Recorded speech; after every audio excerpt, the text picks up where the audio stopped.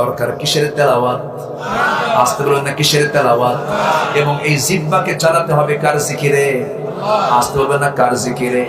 যার জিকিরটা সর্বক্ষণ জিহ্বায়, যার আল্লাহর জিকির থাকে, তার কি গীবত করার সময় আছে নাকি? লা তুকসিরুল কালামা বিগাইরি যিকরিল্লাহ ফাইন্না কাসরাতুল কালামি বিগাইরি যিকরিল্লাহি কাসওয়াতুল লিল কলবি। তোমার মুখে আল্লাহর জিকির ছাড়া অন্য কোনো শব্দ বেশি বলতে যেও না, কারণ বেশি কথা যখন তোমার আল্লাহর জিকির ছাড়া অন্য কোনো কথা যখন বেশি বের হয়ে যাবে, তখন তোমার অন্তরটা মরে যাবে। এই জন্য আমাদের সবার আগে দায়িত্ব হলো, আমাকে বানিয়েছেন যিনি, তার নাম কম নেওয়া না বেশি নেওয়া। জিকির করবো আমরা কার? জিকির করবো আমরা কার? قد أفلح من تزكى وذكر اسم ربه فصلى। জিকির করবো কার নামে? আল্লাহর নামে আমরা জিকির করব। তাহলে আমার নফসটা শুদ্ধ হয়ে যাবে।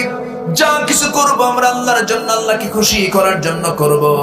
তবে একটা বিষয় একটু কঠিন মনে হচ্ছে, মনে হয় আপনাদের কাছে, জানি না। নফস, রূহ আর কলব। নফস, রূহ, কলব, কয়টা বললাম? নফস, রূহ, কলব।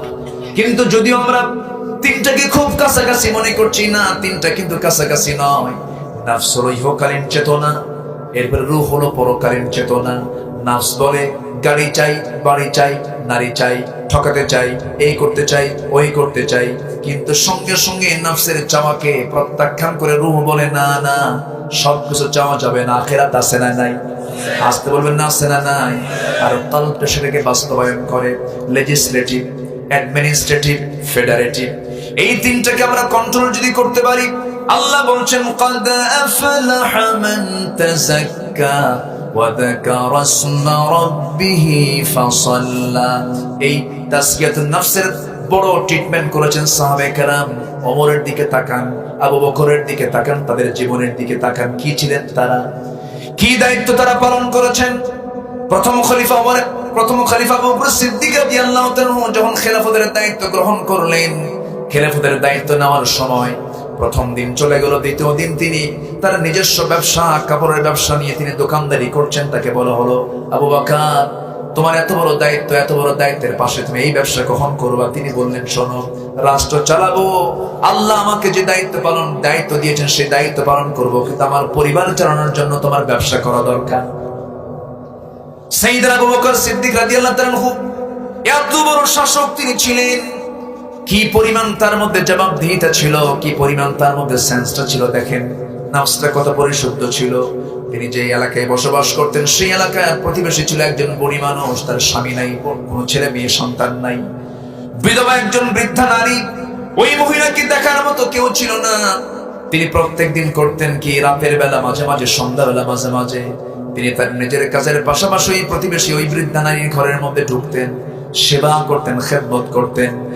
সমস্ত সেবা শুশ্রূষা করে, তারা খাওয়া দাওয়ার সম্পূর্ণ ব্যবস্থা করে তিনি চলে আসতেন। একদিন সেবা করার জন্য ওমর ফারুক ঢুকলেন ওই মহিলার ঘরের মধ্যে। ঘরে ঢুকে বলছেন, মা, খেদমতের প্রয়োজন আছে নাকি, আপনি আমাকে বলুন। সঙ্গে সঙ্গে মহিলা বলছেন, না না, তোমার আগে কে যেন আমার খেদমত করে থেকে চলে গেছে। 3 দিন পর চলে গেছেন তিনি, কিন্তু তাকে খুঁজে পাচ্ছেন না। কোন যুবকই খেদমতটা করে? সাইয়েদনা ওমর ফারুক তিনি জিদ করে বসলেন, আজকে আমি তাকে দেখবই। তিনি করলেন কি, বুড়ি মহিলার বাড়ির পাশে তিনি আড়াল করে চুপ করে দাঁড়ায় থাকলেন। কে ঢোকে, ঢোকার সময় টের পান নাই তিনি। যখন তিনি বের হয়েছেন, বের হওয়ার সঙ্গে সঙ্গে সামনে তিনি দাঁড়ায় দেখেন যে কেউ না, প্রথম খলিফা আবু বকর এই ঘর থেকে বের হচ্ছেন।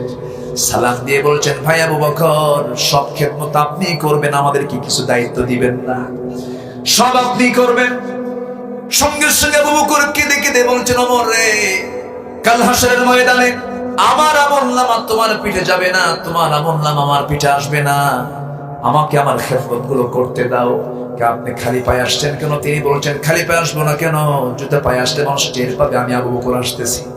লুকায় লুকায় খেদমত করতেছে, কারণ আমার জানা মতে পৃথিবীতে মানুষের সেবার চাইতে বড় কোনো সেবা এই জমিনে আর নাই। মানুষের কল্যাণের চাইতে আর কোন বড় সবের কাজ আর নাই। এই জন্য আমি সেবা করতে এসেছি। প্রথম খলিফার ইন্তেকাল হয়ে গেল। ওমর ফারুক এই দায়িত্ব পালন করা শুরু করলেন। ওই বুড়ির বাড়িতে খেদমত করার জন্য চলে গেছেন। তার রান্না বান্না, তার সমস্ত কাপড় চোপড় ধুয়ে দিয়ে, তার সামনে খেজুরগুলো ধুয়ে দিয়ে আসলেন।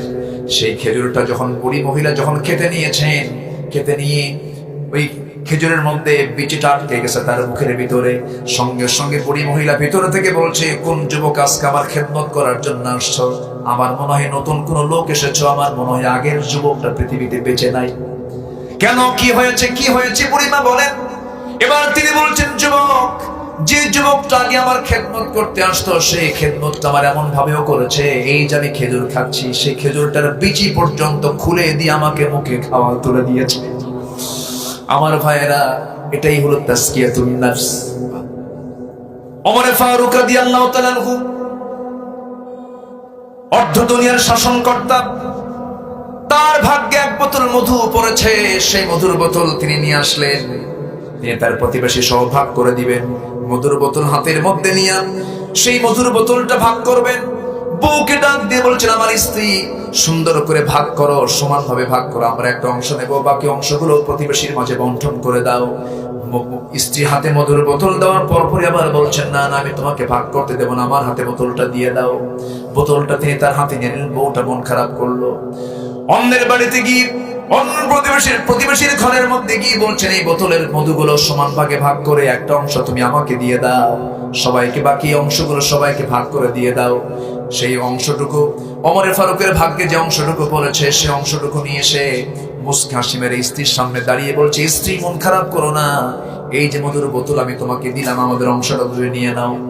তিনি কথা বলছেন না, একটু মনক্ষুণ্ণ হয়ে আছেন। তিনি বলছেন, আমার স্ত্রী, মন খারাপ করো না, আমি তোমাকে মাইন্ড করি না, আমি তোমাকে সন্দেহ করি নাই, আমি তোমাকে ভাগ করার দায়িত্ব এই জন্যই দিলাম না।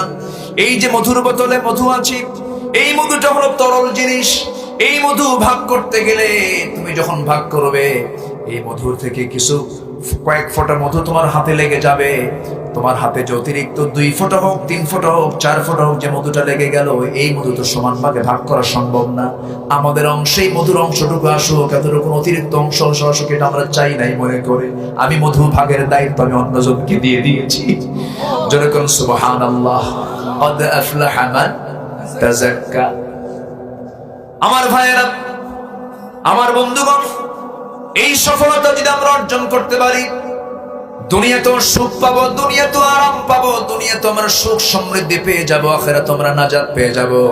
আল্লাহ তাআলা এখানে 3টা কাজের জন্য সফলতার কথা বলেছেন। 3টা কাজ করে সফল হবে। মান তাযাক্কা, যে নফসের শুদ্ধতা এনেছে, ওয়া যাকারা ইসমা রাব্বিহি, এবং যারা আল্লাহর জিকির করতে পেরেছে, নামের জিকির করতে পেরেছে, ফাসাল্লা, এবং যে ব্যক্তি নামাজ পড়তে পেরেছে, 5 ওয়াক্ত নামাজ পড়বেন, কেউ কোনোদিন বাদ দিবেন না। কারা একটু হাত তুলে দেখান, জোরে বলি আল্লাহ, জোরে বলি আল্লাহ, ইয়া রহমান, ইয়া রহিম, ইয়া হাইয়্যু, ইয়া কাইয়্যুম। আমাদেরকে 5 ওয়াক্ত সালাত আদায় করার তৌফিক তুমি আল্লাহ দিয়ে দাও। জোরে বলি আমিন, আরো জোরে আমিন। অনেক হয়ে গেছে, যতটুকু হয়েছে আমরা বলি আলহামদুলিল্লাহ। আমরা আর বেশি সময় না নিয়ে, কারণ অনেক আলোচনা শুনেছেন সকাল থেকে, ক্লান্ত শ্রান্ত হয়ে গেছেন, আমরা ফজরের দিকটা খেয়াল করে, এবং প্রচন্ড শীত পড়েছে। মা বোনরা কি মাহফিল আছে? আসছে অনেকে, না? অনেক মা বোনরা কি আসছে মাহফিলে? কি আল্লাহ তুমি মা বোনদের দিন মেনে চলার তৌফিক দিয়ে দাও। জোরে বলি আমিন।